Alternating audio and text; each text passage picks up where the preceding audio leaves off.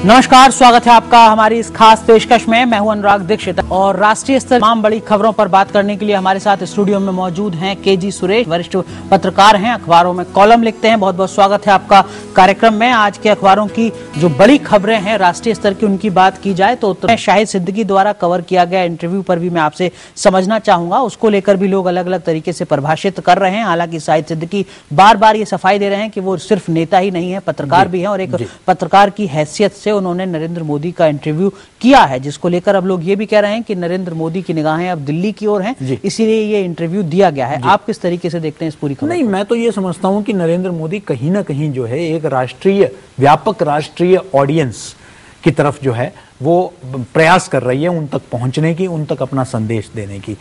पूरा अगर आपने देखा जो उन्होंने सद्भावना वाला पूरा एक मिशन रखा, जिसके तहत अहमदाबाद में ही नहीं बल्कि गुजरात के और भी हिस्सों में उन्होंने जाके जो है सद्भावना का कार्यक्रम किया, तो कहीं ना कहीं वो जानते हैं कि जब वो प्रदेश की राजनीति छोड़कर राष्ट्र की राजनीति की बात कर रहे हैं तो उनकी एक्सेप्टेबिलिटी के बारे में गुजरात के जो दंगों का एक कलंक जो लगा हुआ है उसका कहीं ना कहीं उनके विरोधी फायदा उठाएंगे।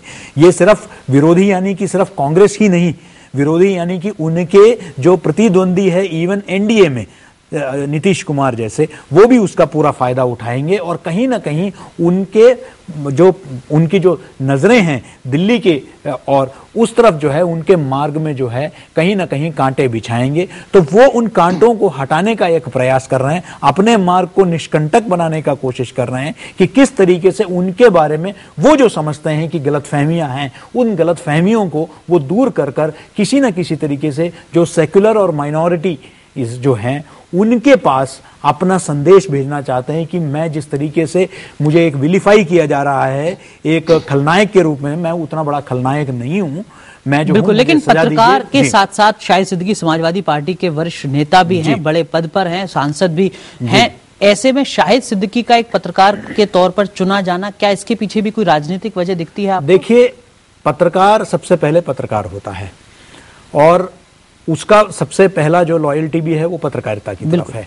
और पत्रकारिता जो शुद्ध रूप से निष्पक्ष राजनीतिक जो पत्रकारिता है उसमें जो है कहीं भी विचारधारा की जगह नहीं है। वो विचारों में आ सकता है लेकिन खबर में नहीं। अगर नरेंद्र मोदी अगर माइनॉरिटीज के बारे में कुछ कहना चाहते हैं, गुजरात के दंगों के बारे में कुछ कहना चाहते हैं और अगर उसको कवरेज दिया जाता है तो मैं उसको बिल्कुल जायज समझता हूं, कोई गलत बात नहीं है। क्योंकि उन्होंने कोई फैसला नहीं सुनाया, शाहिद सिद्दीकी ने ये नहीं कहा कि भाई ये निर्दोष है या इनको माफ कर दीजिए, उन्होंने ये नहीं कहा।